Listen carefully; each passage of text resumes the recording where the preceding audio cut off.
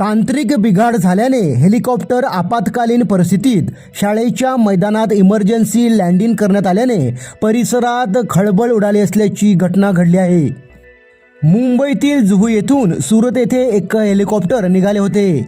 पालघर जिल्ह्यातील केळवे रोड सफाळे दरम्यान मंगळवारी दुपारी 12:30 वाजताच्या सुमारास आल्यानंतर या हेलिकॉप्टरमध्ये तांत्रिक बिघाड झाल्याचा सिग्नल पायलटला मिळाला आणि हेलिकॉप्टर परिसरात घिरट्या मारू लागले। तांत्रिक बिघाडाची ही बाब पायलटच्या लक्षात आल्यानंतर त्याने तातडीने परिसरात जवळच असलेले खुले मैदान शोधले। त्यानंतर या हेलिकॉप्टरची केळवे रोड येथील विद्या वैभव हायस्कूलच्या खुल्या मैदानात इमर्जन्सी लँडिंग करण्यात आली।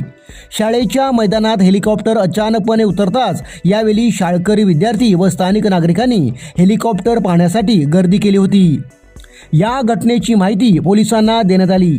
सफाळे पोलीस तातडीने घटनास्थळी दाखल झाले आणि मदतीबाबत हेलिकॉप्टरमधील पायलट व इंजिनियर यांना विचारणा करण्यात आली। हेलिकॉप्टरमधील पायलट आणि इंजिनियर यांनी तांत्रिक पथकाशी विमानामधील बिघाडाबाबत संपर्क साधला। त्यानंतर हेलिकॉप्टरमधील तांत्रिक बिघाड दुरुस्त करण्यात आला। सुरक्षतेच्या दृष्टीने हेलिकॉप्टर सुरतच्या दिशेने न जाता जुहू येथील मुख्य कार्यालयाच्या दिशेने रवाना झाले।